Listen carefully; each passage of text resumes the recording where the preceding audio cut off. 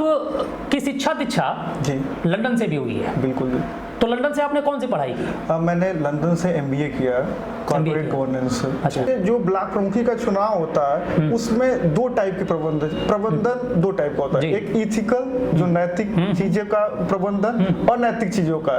तो हो सकता है कि जो मैं नैतिक में मजबूत था अनैतिक नहीं कर पाया। तो राजनीति में जब आए तो लंदन से आने के बाद सीधे आप ब्लॉक प्रमुखी चुनाव में दावा आपने ठोक दिया। जी बिल्कुल। और बहुत अच्छी लड़ाई भी लड़ी आपने। Thank you. ये ऊपर वाले की मर्जी की आपको जीत प्राप्त नहीं हुई, लेकिन लड़ाई बहुत अच्छी थी, बहुत शानदार थी। तो जब आप चुनाव क्षेत्र में उतरे तो आप राहुल यादव बन के उतरे थे या रामकरण दादाजी के पोते के तौर पे आप चुनाव में अपने आप को उतारे थे? आप पढ़े लिखे भी थे, दादा के नाती भी थे, अच्छी एजुकेशन भी है और लोग आपके सपोर्ट में भी थे। उसके बाद भी आप कहाँ कमजोर थे जो आप चुनाव हार गए? आपको पता होगा 26 तारीख को मेरी मुलाकात हुई थी राष्ट्रीय अध्यक्ष जी से। तो वहाँ बड़े क्लियरली मैसेज उन्होंने दिया कि ठीक है, मतलब चुनाव आप लड़ रहे हो। तो वो डायरेक्टली कहे थे, वहाँ 5-6 लोग गए हुए थे जो विपक्ष का सपोर्ट कर रहे थे। अच्छा। तो उन्होंने बड़े क्लियर 1.5 मिनट का उन लोग को समय। तो कौन कौन 5 लोग गए थे?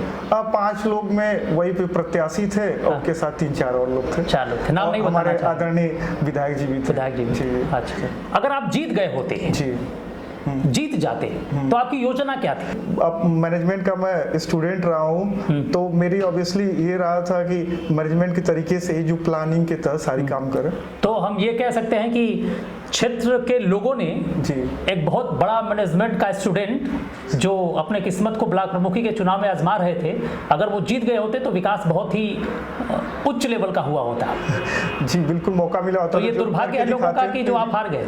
चलिए, आपका संबंध सैफई से भी बहुत अच्छा है। जी। नेताजी हों या अखिलेश जी हों, वो आपके यहाँ किसी भी कार्य प्रयोजन में लोगों का आना जाना लगा रहता है, जो पूर्वांचल के बहुत बड़े राजनीतिज्ञ लोग हैं। जी। तो वहां से आपको कितना सपोर्ट मिला इस चुनाव में? मेरे बाबा की कंडीशन अनस्टेबल थी, मतलब उसके 10 दिन बाद ही एक्सपायर कर गया था। तो मैं जब जा रहा था तो उनके आंखों में एकदम आंसू था। वो ये कहे कि एकदम इसी लैंग्वेज में कहे, बच्ची हमारा जो सपना होके जरूर पूरा करिए। नमस्कार, बहुत बहुत स्वागत है आप सभी लोगों का शेयर विद शिवम में। आज मेरे साथ पूर्वांचल के एक ऐसे युवा नेता जो अपनी पढ़ाई लंदन से करने के बाद राजनीति में आए। यही नहीं, ये पूर्वांचल के गांधी कहे जाने वाले स्वर्गीय रामकरण दादाजी के बेटे के बेटे हैं, यानी कि पोते हैं। और आपका जो फैमिली बैकग्राउंड है वो बहुत बड़ा है और किसी भी व्यक्ति से ये बात नहीं छुपी हुई है कि समाज के लिए, पूर्वांचल के लिए रामकरण दादा ने कितना बड़ा काम किया है। बहुत सारे ऐसे नाम जिनके पास कुछ नहीं था, माफ करिएगा ये मैं शब्द यूज कर रहा हूं, वो सामाजिक परिदृश्य पे उनका कुछ भी लेना देना नहीं था, लेकिन उनके अंदर रामकरण दादाजी ने एक नेतृत्व की क्षमता देखी और उनको विधायक बना दिया, उनको सांसद बना दिया, उनको MLA बना दिया, उनको MLC बना दिया। ऐसे बहुत सारे लोग हैं जिनके जिंदगी में बहुत बड़ा परिवर्तन लाने का काम उन्होंने किया था और समाज में और राजनीति में एक नई ऊंचाई तक पहुंचाने का काम किया था। एक ग्राउंड लेवल से व्यक्ति को उठा के वो संसद भवन के कक्ष तक बैठाने का काम किए और आज पूर्वांचल में बहुत बड़ा नाम है। उनके जाने के बाद भी लोग बड़ा अदब से, बड़ा सम्मान से उनका नाम लेते हैं और आज भी उनके बनाए गए सांसद, विधायक अपने अपने हिसाब से लोगों की सेवा में लगे हुए हैं। तो उनके पोते राहुल यादव जी हमारे बीच बैठे हुए हैं। आपका बहुत बहुत स्वागत है। धन्यवाद शिवम दुबे जी। मैं बहुत धन्यवाद और भी कहना चाहूँगा कि आपने हमें अपने चैनल पे मुझे मौका दिया बोलने के लिए। चलिए सर, धन्यवाद तो आपको कि आपने समय निकाला। जी जी। आप की शिक्षा दीक्षा जी लंदन से भी हुई है? बिल्कुल। तो लंदन से आपने कौन सी पढ़ाई की? मैंने लंदन से MBA किया, कॉर्पोरेट गवर्नेंस। अच्छा, तो MBA करने के बाद फिर पॉलिटिक्स में आने की क्या जरूरत थी? आप किसी मल्टीनेशनल कंपनी में जाके जॉब कर सकते थे। बिल्कुल, आपका क्वेश्चन बहुत सही है।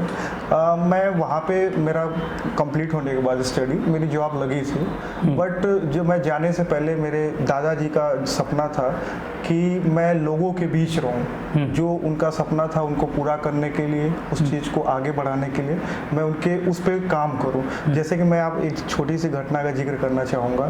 जब दादाजी मेरे 21 नवंबर 2012 की बात है, जब मैं 12th पास आउट करके ग्रेजुएशन के लिए गया था, बीटेक करने के लिए गेटोड़ा, तो मैं आया था दशहरे की छुट्टी में। मेरे बाबा की कंडीशन अनस्टेबल थी, मतलब उसके 10 दिन बाद ही एक्सपायर कर गया था। तो मैं जब जा रहा था तो उनके आंखों में एकदम आंसू था। वो ये कहे कि एकदम इसी लैंग्वेज में कहे, बच्ची हमारा जो सपना होके जरूर पूरा करिए, आगे बढ़ गया। अब बाबा का ही सपना था कहीं ना कहीं कि आप बाहर से मैं नाती को अपने पढ़ाऊंगा, और वो रहे होते। आज मैं देखने के बाद उनको बहुत खुशी मिली थी जब मैं पढ़ के आया था। उस दिन मेरे आंखों में आंसू आ गया, इवन कि पिताजी दादी भी मेरी रोने लगे। तो उनका जो सपना था उस चीज को मैं पूरा करने के लिए, मैं जब छोटा था तो उसी समय से मैं बताऊंगा 2003 की घटना है। जब मेरे पापा MLC बने थे तो मैं 3rd क्लास में था, तो उतना राजनीतिक ज्ञान कुछ नहीं हो सकता है, ऑब्वियस बात है। लेकिन बाबा मेरे कहे कि एयरपोर्ट पे राहुल को लेके आना है, कि बोले उसी समय से उनके दिमाग में था, जहां जाते थे हर गतिविधि में मुझे इन्वॉल्व करते थे। चलिए, तो अच्छी बात है कि दादा का प्रेम मिला, दादा का स्नेह मिला, और वो चाहते थे कि आप पढ़ लिख के राजनीति में आए। जी जी। तो राजनीति में जब आए तो लंदन से आने के बाद सीधे आप ब्लॉक प्रमुखी चुनाव में दावा आपने ठोक दिया। जी बिल्कुल। और बहुत अच्छी लड़ाई भी लड़ी आपने। Thank you. ये ऊपर वाले की मर्जी कि आपको जीत प्राप्त नहीं हुई, लेकिन लड़ाई बहुत अच्छी थी, बहुत शानदार थी। तो जब आप चुनाव क्षेत्र में उतरे तो आप राहुल यादव बन के उतरे थे या रामकरण दादाजी के पोते के तौर पे आप चुनाव में अपने आप को उतारे थे? मैं चुनाव में उतरा था स्वर्गीय रामकरण दादा के नाती राहुल यादव बन के उतरा था। तो आप ये भी कह रहे थे कि मैं दादा का पोता हूं, आप मुझे वोट दीजिए? ऑब्वियसली मैं ये नहीं कहता था, लोग अंडरस्टूड है, पहले से ही लोग जानते थे कि दादा। तो वहाँ मुझे अपने आप को, बाबा ने इतना समाज के लिए किया था, तो वहाँ कहने वाली बात ही नहीं थी कि दादा का नाती। तो लोग ऑटोमेटिक जाने दादा का नाती। अब मैं अपना पक्ष रखता था कि मैं क्या करूँगा, यदि आप मुझे ब्लॉक प्रमुख चुन देते हैं तो मैं क्या करूँगा। तो उस चीज पे मैं काम करता था, लोगों से मिलता था, जुलता था, और सारी बात अपना पक्ष रखता था। ठीक है, आपने बहुत मजबूती से लड़ाई लड़ी थी। जी जी। तो दादा के पोता होने का लाभ कितना आपको मिला इस राजनीति में, इस चुनाव? बिल्कुल, दादा के पोता होने का हमें भरपूर पूरा लाभ मिला। और उसके साथ साथ मेरी एजुकेशन को लोग बहुत अप्रिशिएट किए, तारीफ किए कि ऐसे लोगों को राजनीति में आना चाहिए। मैं जहाँ जहाँ जाता था सब लोग मेरी तारीफ इसी करते थे कि ठीक है, दादा का नाती है, उसके साथ साथ ये पढ़ा लिखा है। चलिए, आप पढ़े लिखे भी थे, दादा के नाती भी थे, अच्छी एजुकेशन भी है, और लोग आपके सपोर्ट में भी थे। उसके बाद भी आप कहाँ कमजोर थे जो आप चुनाव हार गए? कहीं ना कहीं देखिए, जब प्रबंधन, कहीं ना कहीं हमारा प्रबंधन वीक था, कमजोर था, इसलिए हम लोग हारे। ये जो ब्लॉक प्रमुखी का चुनाव होता है उसमें 2 टाइप के प्रबंधन 2 टाइप का होता है। एक इथिकल, जो नैतिक चीजों का प्रबंधन, और नैतिक चीजों का। तो हो सकता है कि जो मैं नैतिक में मजबूत था, अनैतिक नहीं कर पाया। हो सकता है कि मैं इसलिए नहीं कर पाया, ये भी कारण रहा कि मैं सोचा पढ़ा लिखा होने के नाते मैं एक दूसरा मैसेज दूं। तो ब्लॉक प्रमुखी चुनाव जो होता है वो दोनों का कॉम्बिनेशन का होता है, नैतिक अनैतिक। तो वही टोटल मैनेजमेंट। तो मेरी मैनेजमेट स्किल कहीं ना कहीं वहाँ डाउन हो गई। तो आपके कहने का मतलब है कि जो चुने गए हैं वो अनैतिकता का भी कहीं ना कहीं उपयोग किए? ऑफ कोर्स, आप उसमें बहुत सारी चीजें, घटनाएं आप जिक्र करेंगे तो वहाँ आपको पता चलेगा चुनाव में बहुत सारी ऐसी घटनाएं हुई कि जहाँ अनैतिक चीजें हुई। तो वो सब सारी चीजें थी। मतलब लोग साथ में थे लेकिन वोट आपके साथ नहीं था? बिल्कुल, लोग साथ में थे। अब पता नहीं क्या हुआ, जैसे मैंने कहा कि अनैतिक चीजें भी हुई चुनाव में, तो हो सकता है शायद उनसे डर गए होंगे। अच्छा, ऐसा भी था क्या? ऑब्वियसली ऐसा। तो ये चुनाव डरा धमका के भी लड़ा गया? तो आप मीडिया से जुड़े हुए हैं, आए दिन आप। नहीं, हम आपसे सुनना चाहते हैं कि इसमें कितनी सच्चाई है, क्योंकि आप प्रत्याशी के तौर पे थे, तो कहीं किसी को धमकाया जा रहा है या डराया जा रहा है तो सबसे पहले तो सूचना आप तक आती होगी। बिल्कुल बिल्कुल, सूचनाएं आती थी, लेकिन चलिए ठीक है, चुनाव का वो पार्ट था, उन्होंने जिसको जो सही लगा वो किया। लेकिन मेरा मानना था, जो मेरे दादाजी की इमेज थी कि ठीक है, ईमानदारी के साथ, अपने मजबूती के साथ अपना पक्ष रखो और जनता खुद लाई करेगी। अगर आप जीत गए होते जी, जीत जाते तो आपकी योजना क्या थी जीतने विकास को लेके, काम को लेके? यदि अनफॉर्चुनेटली यदि मैं जीत गया होता तो मेरा योजना ये थी कि जो भी बजट, जो पैसे आते हैं बजट, जो उनका एलोकेशन होता है, जो देना होता है, तो मैं इक्वली हर जगह डिवाइड करता। लोगों जो बीडीसी थे मैं उनको काम देता। वो जब मजबूत होते तो और सशक्त होता गांव, तो उस पे मैं वर्क कर रहा था। और दूसरी बात, मेरी कोशिश ये रहती है कि करप्शन फ्री ब्लॉक बनाने की, कि जहाँ कोई कमीशन न चले, तो इस पे मैं वर्क करता और होपफुली मैं सफल भी होने की पूरी कोशिश करता। अच्छा, पूरा आप योजनाबद्ध तरीके से एकदम तैयारी कर चुके थे कि हाँ? चूंकि अब मैनेजमेंट का मैं स्टूडेंट रहा हूँ, तो मेरी ऑब्वियसली ये रहा था कि मैनेजमेंट के तरीके से जो प्लानिंग के तहत सारी काम करें। तो हम ये कह सकते हैं कि क्षेत्र के लोगों ने जी एक बहुत बड़ा मैनेजमेंट का स्टूडेंट जो अपने किस्मत को ब्लॉक प्रमुखी के चुनाव में आजमा रहे थे, अगर वो जीत गए होते तो विकास बहुत ही उच्च लेवल का हुआ होता। जी बिल्कुल, मौका मिला होता। तो ये दुर्भाग्य है लोगों का कि जो आप हार गए। अब लोगों का दुर्भाग्य तो नहीं कहेंगे, बट ठीक है, जो चीजें थी। अब भाई मैंने अपने पूरा दिल से मेहनत की, कुछ चीजें होती है जो अपने हाथ में नहीं होती रिजल्ट, तो मेरे साथ में। चलिए, आपका संबंध सैफई से भी बहुत अच्छा है जी। नेताजी हों या अखिलेश जी हों, वो आपके यहाँ किसी भी कार्य प्रयोजन में लोगों का आना जाना लगा रहता है, जो पूर्वांचल के बहुत बड़े राजनीतिज्ञ लोग हैं जी। तो वहाँ से आपको कितना सपोर्ट मिला इस चुनाव में? क्योंकि वो कहते हैं कि हमारा दूसरा परिवार है सिधौना में। अखिलेश जी भी इस बात को कहते हैं, क्योंकि नेताजी के साथ दादाजी जो थे, स्वर्गीय रामकरण दादाजी, कंधे से कंधा मिला के उन्होंने समाजवादी पार्टी की स्थापना में पूर्वांचल में एकदम सब कुछ झोंक दिया था उन्होंने। तो सैफई ने कितना आपको सपोर्ट किया? सैफई परिवार ने, जो मेरा नेक्स्ट होम कह सकते हैं हम, वहाँ से मुझे भरपूर सपोर्ट मिला। जैसे कि आपको पता होगा 26 तारीख को मेरी मुलाकात हुई थी राष्ट्रीय अध्यक्ष जी से, तो वहाँ बड़े क्लियरली मैसेज उन्होंने दिया कि ठीक है, मतलब चुनाव आप लड़ रहे हो। तो वो डायरेक्टली कहे थे, वहाँ 5-6 लोग गए हुए थे जो विपक्ष का सपोर्ट कर रहे थे। अच्छा। तो उन्होंने बड़ा क्लियर 1.5 मिनट का उन लोग को समय। तो कौन कौन 5 लोग गए थे? 5 लोग में वही पे प्रत्याशी थे और उनके साथ 3-4 और लोग थे। 4 लोग थे, नाम नहीं हमारे आदरणीय विधायक जी भी थे। विधायक जी भी। अच्छा। तो वो अपना पक्ष रख रहे थे। उन लोग को 1.5 मिनट ही मौका मिला, जो मैं यदि मेरी घड़ी सही रही होगी तो 1.5 मिनट। और उसके बाद राष्ट्रीय अध्यक्ष जी ने बड़े क्लियरली ढंग से कह दिया वहाँ पे कि मेरे फैमिली का मैटर है, मुझे अकेले में बात करने दो। तो बड़ा खुशी हुई उस दिन, तो लगा कि वाकई में सही में हम लोग का परिवार। तो जब परिवार का मैटर था जी, हाँ, जी। और वो भी थे और आप भी थे जी, तो अखिलेश जी तो ये भी कह सकते थे कि भाई हमारे परिवार का व्यक्ति है, ये लड़ेगा, ये जीतेगा, इसको सपोर्ट करो आप लोग। फिर उस समय जब उस सिचुएशन में क्या था कि ब्लॉक प्रमुखी चुनाव की डेट नहीं आई थी, तो उनको हो सकता है दिमाग में रहा हो कि अभी डेट आने में, फिर उसके बाद हम बैठा के फिर से मीटिंग करेंगे उन लोग की। तो डेट नहीं आई थी। और फिर उसके बाद चुनाव, उस समय अध्यक्ष का भी चुनाव चल रहा था और बहुत बिजी शेड्यूल था उनका। बट वही तुम्हें बोलता हूँ, खुशी होती है कि वहाँ 2-2 मिनट किसी को मौका नहीं मिला था, मुझे आधा घंटा भरपूर बैठ के सारी चीजें बात हुई। तो ये तो टाइम की प्रॉब्लम रही होगी। और दूसरी बात, जो चुनाव 3 तारीख के बाद 5 तारीख में आई थिंक डेट आई थी, उसमें 3-4 दिन का मौका मिला, उसी में सारी चीजें करना। तो हो सकता है कि टाइम नहीं, तो उनका तो एक फोन पर्याप्त हो जाता कि भाई आप रहो, बैठने दो, राहुल को जिताना है, राहुल से संबंध हमारे अच्छे हैं। उन्होंने पूरा मुझे कहा, सारी चीजें हुई थी कि बैठ के हम लोग फिर से बात करेंगे। तो ठीक हो गया। समय नहीं मिला जी, वही समय नहीं मिला। तो हम क्या कहें कि अखिलेश जी ने आपका सपोर्ट किया या नहीं किया? नहीं, मैं तो ये कहूँगा उन्होंने पूरा सपोर्ट किया और बड़े मजबूती के साथ मुझे आशीर्वाद भी दिया था। अच्छा, आशीर्वाद मिला उनका। और कहीं ना कहीं कुछ चीजें होती हैं कि वो कहते हैं ना कि कहीं ना कहीं झूठ ज्यादा हावी हो जाता है, सत्य कमजोर हो जाता है। तो हो सकता है कि विपक्षी लोग ज्यादा मजबूती से अपना पक्ष रख दिए हुए झूठी से। अच्छा, इधर एक न्यूज चली थी जी जी, कि जब हम ब्लॉक प्रमुखी का चुनाव की हम जब तैयारियां कर रहे थे, विधायक जी थे और सारे गणमान्य लोग थे, तो उसमें आप नहीं पहुंचे और आपके न पहुंचने के वजह से समाजवादी पार्टी के लोग आपको साइड में कर दिए कि भाई वो आ नहीं रहे हैं, उनकी उपस्थिति नहीं रही और आपस में बैठ के डिस्कशन हो गया कि लोग आपके साथ नहीं हैं।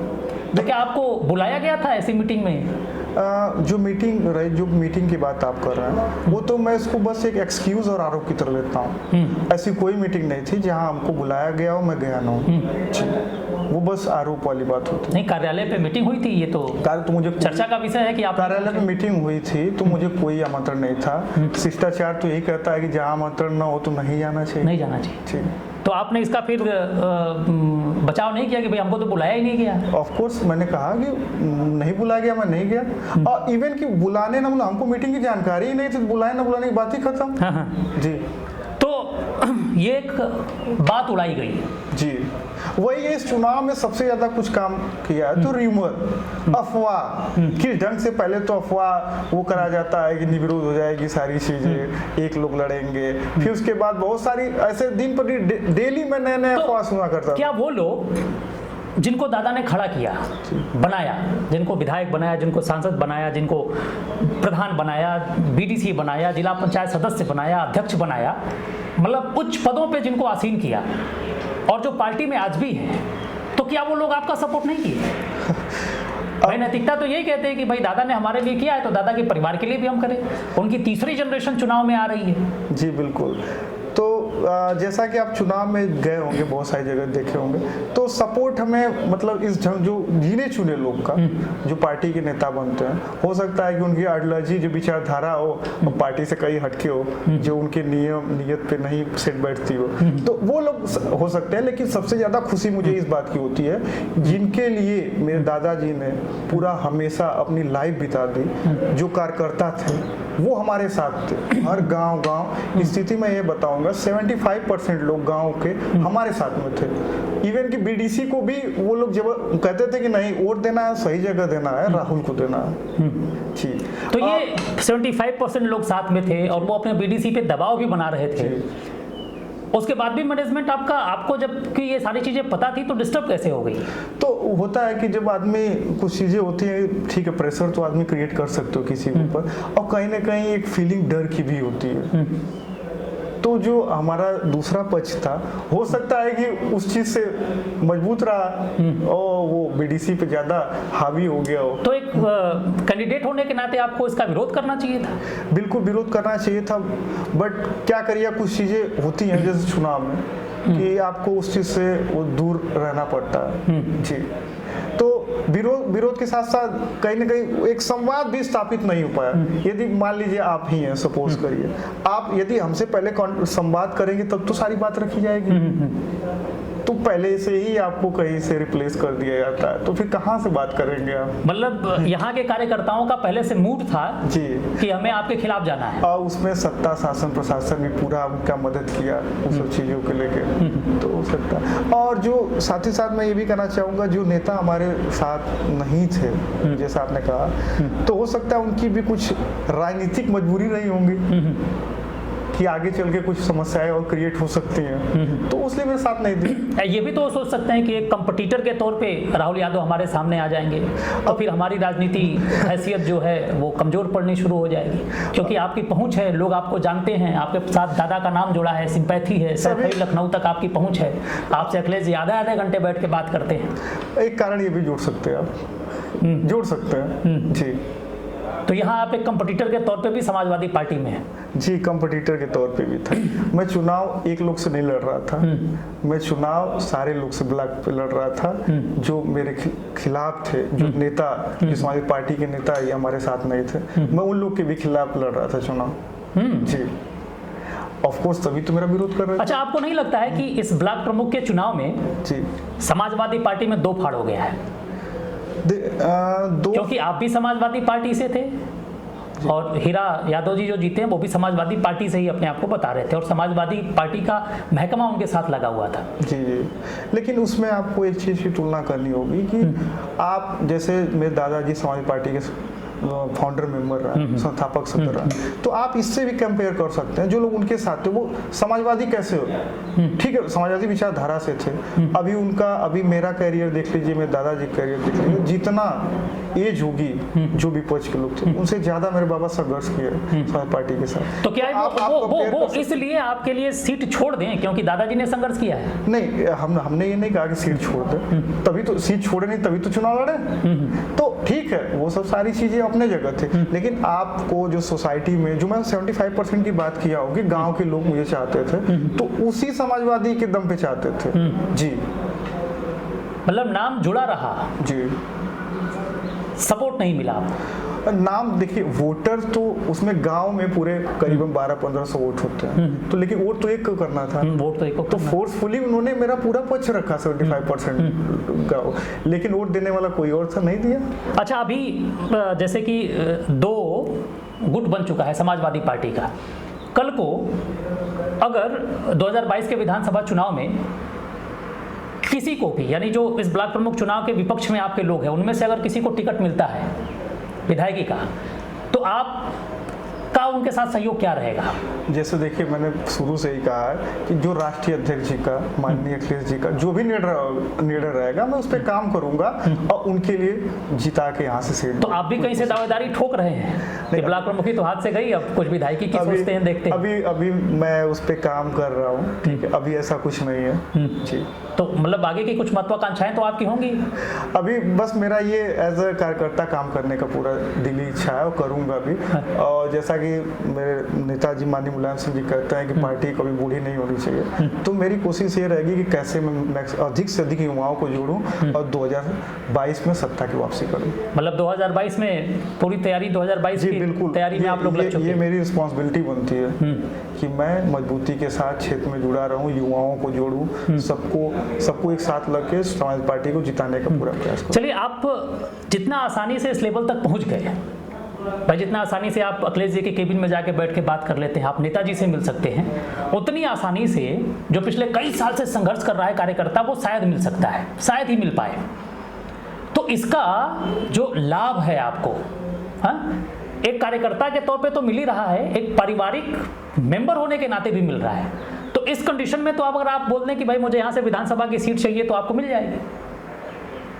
और आप यूथ हैं, आपने MBA, आपने मैनेजमेंट की पढ़ाई की है, और आप कहीं से लड़ेंगे तो अपना विजन भी लोगों के सामने रख सकते हैं कि भैया हमें ये करना है, अगर हमें आप जिताते हो तो हम ये काम करके दिखा देंगे आपको।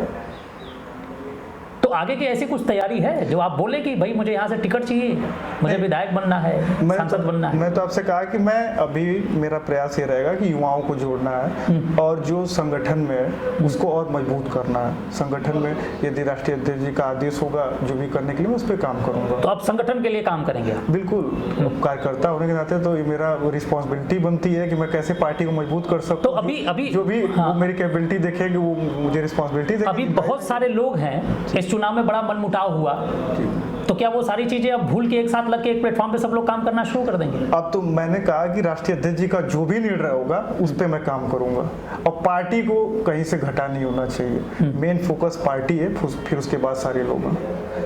तो एक कार्यकर्ता के तौर पे अब अपने आप को आप प्रेजेंट करेंगे लोगों के? बिल्कुल, मैं इससे पहले भी कार्यकर्ता था, तो ठीक है मैं चुनाव लड़ा ब्लॉक प्रमुखी का, लेकिन आगे भी कार्यकर्ता की तरह ही काम करूंगा। चलिए, मेरी बहुत सारी ढेर सारी शुभकामनाएं आपके साथ हैं। अच्छा, जाते जाते मैं ये जानना चाहूँगा कि स्वर्गीय दादाजी के साथ कोई ऐसी मेमोरी आप शेयर करना चाहेंगे जो बड़ा दिल के करीब हो आपके, जी, जिसको बड़ा याद करते हो आप? बड़ा बिल्कुल, मैं आपको एक घटना बताऊंगा जी, थोड़ा सा ही हुआ।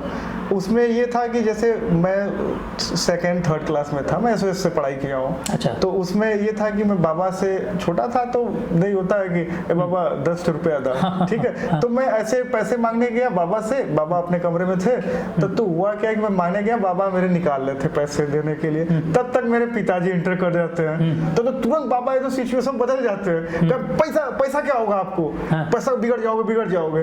फिर इसी देखिए पापा के सामने उन्होंने ऐसा कहा, फिर लास्ट में वो रेलवे पकड़ के ऐसे आते थे वॉकिंग करके, फिर मेरे को दूसरे रास्ते बुलाए कि आओ, फिर पैसा दिए। तो मेरे बाबा की इसके लिए ढक गई थी, तो मतलब बचपन से ही मुझे बहुत मतलब मानते थे। और उनका एक और मैं बात कहूंगा, उनका एक डेडिकेशन जिसको कहते हैं, इरादा इतना मजबूत था कि मैं जिक्र करूंगा, बाबा की मेरी तबीयत खराब थी, करीबन 2004 की बात है, तो सोए थे घर पे, वो कहे कि कोई भी आए तो कह देना कि नहीं है, तो मतलब तबीयत नहीं सही है तो कोई कह देगा रहे हैं तो मिलेगा ही, कहना नहीं है। और हुआ क्या कि मैं बाहर, एक आदमी आया, बाबा को मिलना चाह रहे थे, तो हम बोले बाबा घर पे नहीं है, तब मेरे से तो बोल दिए कि नहीं है, और बाबा तुरंत बाहर निकल गए, क्या काम है आपका? तो इस ढंग का डेडिकेशन था, वो चाहते थे कि कोई ऐसा आए, कोई बंदा आए, ऐसा ना जाए कि बिना काम का चला जाए, उसका काम होना चाहिए। अच्छा, आपके पिताजी भी MLC रहे 2 बार? जी, MLC 2 बार वो रहे हैं, तो उनका कितना सहयोग आपको मिला इस चुनाव में? पापा का इतना बड़ा सहयोग है कि मुझे इंडिपेंडेंट उन्होंने ही बनाया। इंडिपेंडेंट उन्होंने, क्योंकि वो कहते थे जो तुम्हें करना है वो करो, ठीक है। मेरा काम है कि ठीक है जो फीस वगैरह अरेंज कर देना, वो सब सारी चीज़ें, तुम्हें जहाँ पढ़ना है वहाँ पढ़ाई करो। इवन कि मैं बताऊंगा कि जो यहाँ यूके जाने के लिए मैंने सारी चीज़ें अपने से ही किया था, A to Z। मतलब एक मेरा फ्रेंड था, उससे थोड़ा सा गाइड किया था, गाइडेंस लिया था, और सारी चीज़ें। अब घर वाले मुझे पूरा सपोर्ट किए उस चीज़ को लेकर जी। और मैं धन्यवाद भी अपने छोटे चाचा को देना चाहूँगा, डॉक्टर जय सिंह और मनीष चंद्र पांडे चाचा हैं, जो स्वर्गीय दीनानाथ बाबूजी के पुत्र हैं। तो उन्होंने मेरा फर्स्ट टाइम SOS में एडमिशन उन्होंने ही कराया था। अच्छा जी। अब मेरे घर वाले चाहते थे, छोटा था मैं, लाडला था, इधर लोकल ही पढ़े, दूर जाएगा परेशान होगा ये वो, तो लेकिन मैं उनका बहुत बड़ा रोल है, क्योंकि वहाँ जाने के बाद फिर मैंने सनबीम में मैं गया, फिर उसके बाद मेरा बीटेक किया NIT से, फिर उसके बाद यूके। तो कहीं ना कहीं इस चीज का बहुत बड़ा रोल रहा है। बिल्कुल, वो तो रहा ही है। और दूसरी जो आपने बात बताई कि दादाजी इस तरीके से चीज़ों को मैनेज करते थे, उसी की देन है कि इतने बड़े राजनीतिक चाणक्य भी माने गए वो, पूर्वांचल के गांधी भी उनको कहा गया। और आज भी उनके न रहने के बाद भी लोग उनको बहुत याद करते हैं, और उनकी कमी हर मौके पे लोगों को खलती हुई नज़र आती है। चाहे वो किसी भी पार्टी के लोग हों, वो तमाम पार्टियां हैं, हर पार्टी के लोग उनका बड़ा अदब करते थे, बड़ा सम्मान करते थे। और लोग आते थे इस क्षेत्र में तो दादाजी से, स्वर्गीय रामकरण दादाजी से जरूर लोग मिलते थे और उनका आशीर्वाद वो प्राप्त करते थे। जी, वो तो कोई बहुत पढ़े लिखे तो नहीं थे, लेकिन उनकी जो मैनेजिंग स्किल थी, जो प्रबंधन करने का क्षमता थी, वाकई बहुत लाजवाब थी। वैसा मैंने नहीं देखा है अभी तक। नहीं, ये तो इस बात से ही लगाया जा सकता है कि वो, मतलब जहाँ तक मैं सुनता हूँ कि साइकिल से चल के, पैदल से चल के पार्टी को मजबूत करने का काम वो करते थे। जी जी। और एक घटना का मैं जिक्र और करना चाहूँगा। अभी कुछ दिन पहले, तकरीबन 7 महीने पहले मैं गया था कासिमाबाद साइड, तो लोग ऐसे में गया तो रेंडमली लोग बताने लगे बाबा का। वहाँ मैं गया तो मुझे देख के, मतलब जो बाबा की एज वाले थे, बाबा के मतलब उनसे छोटे 18 के आसपास, वो लोग आए, मेरे इकट्ठा हो गए, जाने की दादा का नाती आया हुआ, इतना मुझे प्यार दिए कि मैं एकदम भावुक हो गया। वो 1972 की जिक्र करने लगे, इमरजेंसी टाइम की, दादा यहाँ आके रहा करते थे, और उसे एकदम पूरा सिवान बोलते हैं ना अपने गाँव में, सिवान टाइप की स्थिति थी वहाँ पे, और बाबा वहाँ रहते थे। और उसके बाद वहाँ गांव वाले और बड़े बड़े लाठी लेके, मतलब पूरा प्रोटेक्शन के साथ साथ, उस समय इमरजेंसी का मामला था तो सारी चीजें चल रही थी तो उस समय। और सोच लीजिए वो संघर्ष, मतलब याद करके मैं भावुक हो जाता हूँ कि उस समय वो बाटी और दूध, गाय का दूध, वो खा के रहते थे। तो मतलब समझ सकते हैं किस लेवल का आदमी संघर्ष किए थे। बिल्कुल। और अभी आप सुन रहे थे इतने महान आत्मा स्वर्गीय रामकरण दादाजी के पोते श्री राहुल जी को, जिन्होंने अपनी बात बड़ी बेबाकी से साथ रखी। और मैंने जो इनसे सवाल पूछा वो सवाल आप ही का था, आप सब जानना चाहते थे। और किसी शायर ने कहा है कि जुगनुओं तुम्हें नए चांद उगाने होंगे उससे पहले कि अंधेरों की हुकूमत हो जाए। तो मैं आपसे भी कहना चाहूँगा कि जो पत्ता नए कोपलों का स्वागत नहीं करता है वो फूट पड़ जाता है, वो टूट जाता है। तो राजनीति हो, समाज सेवा हो, कोई भी कार्य हो, उसमें अगर युवा आता है तो ये हम बड़े बुजुर्गों, जितने जो भी हमारे बड़े बुजुर्ग लोग हैं, ये उनका दायित्व बनता है कि जो युवा हैं, जो नए नए लोग हैं, उनका स्वागत करें, उनका मनोबल बढ़ाएं और उनको अपने अनुभव से सिंचित करें ताकि वो भी समाज के लिए, राष्ट्र के लिए कुछ अच्छा कर सकें। इसी क्रम में आज हमारे साथ राहुल जी थे, जिन्होंने अपनी बात रखी और मैं आपको अग्रिम शुभकामनाएं देता हूं। थैंक यू और बहुत बहुत बधाई देता हूं। मैं उम्मीद करता हूं कि आप जैसे लोग अगर राजनीति में आएंगे तो जरूर राजनीति एक नई दिशा में अपने आप को लेकर जाएगी। समय देने के लिए बहुत बहुत धन्यवाद। Thank you.